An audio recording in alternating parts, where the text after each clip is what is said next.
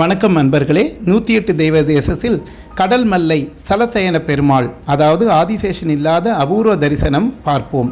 பார்க்கடலில் ஆதிசேஷன் மீது பள்ளி கொண்டிருந்த பரந்தாமனை பார்த்திருப்பீர்கள். ஆனால் மகாபலிபுரத்தில் ஆதிசேஷன் என்று வெறுந்தரையில் பள்ளி கொண்டிருக்கும் பெருமாளை நீங்கள் பார்ப்பீர்கள். இங்கே 108 திவ்ய தேசத்தில் 64வது ஸ்தலமான திருக்கடல் மல்லை என்கிற மகாபலிபுரம் தரைப்பகுதி தரிசனமாகும். பொதுவாக பெருமாள் பாம்பனை மீது துயில் கொள்வார். இங்கு புண்டரீக மகரிஷியின் பக்தியை மெச்சி பெரும் தரையில் பள்ளி கொண்டிருந்தாள். கையில் தாமரை மொட்டு. உலகிலேயே உற்சவ பெருமாள் தன் கையில் தாமரை மொட்டுடன் காட்சியளிக்கும் ஒரே ஸ்தலம் இதுதான்.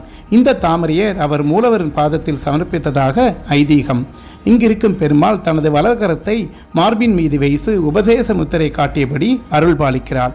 ஞானம் தேடும் பக்தர்களுக்கு இது உன்னமான தரிசனமாகும். 12 ஆழ்வார்களில் ஒருவரான பூதத்தாழ்வார் அவதரித்த தலம். திருமங்கை ஆழ்வாரும் மங்களாசாசனம் செய்யப்பட்ட தலம். திருமண பெயரு கிடைக்க நிலமங்கல் தாயாரிடம் வேண்டிக் கொள்வது விசேஷம். இந்த பெருமாளை தேவி தரிசித்தால் நேரடியாக வைகுண்டநாதனை தரிசித்த புண்ணியம் கிடைக்கும். ஸ்ரீரங்கத்தில் மிகப்பெரிய அளவில் சயனித்திருக்கும் பெருமாள் இந்த தலத்தில் பாலகனாக சயனித்திருக்கார். கண்வ முனிவர், வியாக்கிர பாரதர், பதஞ்சலி ஆகியோருக்கு பெருமாள் அருள்பாலித்த தலம் சூரியன். துர்வாச முனிவர், மணவாள மாமுனிகள் இத்தலத்தில் வழிபாடு செய்துள்ளனர். 27 பாசுரங்கள் பாடல் பெற்ற கோவில் இதுவாகும். இன்றைய செங்கல்பட்டு மாவட்டத்தில் உள்ள மாமல்லபுரம் கடற்கரை மிகப்பெரிய காட்டுப்பகுதியாக உள்ளது. புண்டரீக மகரிஷி இந்த காட்டில் தவம் புரிந்து வந்துள்ளார். திருமாலை நினைத்து இவர் தவம் புரிந்து வாழ்ந்து வந்துள்ளார். ஒரு நாள் அருகிலுள்ள குளத்தில் மலர்ந்திருந்த தாமரை மலர்களை பறித்து திருப்பார்கடலில் பள்ளி கொண்ட திருமாலின் திருவடிகளில் சமர்க்க நிறுத்தியுள்ளார். பூக்களை பறித்து கொண்டு செல்லும் போது குறுக்கே கடலில் உள்ளது. தன் கைகளால் கடல் நீரை இரவு பகலாக இறைக்க ஆரம்பித்துள்ளார். அதை இறைப்பது அவ்வளவு சுலபமா? ஆனாலும் திருமால் மீது நம்பிக்கை இருந்து கையால் இறைத்து வந்துள்ளார். பல ஆண்டுகளாக செய்துள்ளார். கடல் நீர் வற்றற்றும். பரந்தாமா, நான் கொண்ட பக்தி உண்மையானால் இந்த கடல் நீர் வற்றற்றும். அதுவரை கையில் உள்ள பூ வாடாமல் இருக்க வேண்டும் என்று திருமாலில் வேண்டியுள்ளார். இந்த நிலையில் முனிவர் முன் முதியவர் தோன்றியுள்ளார்.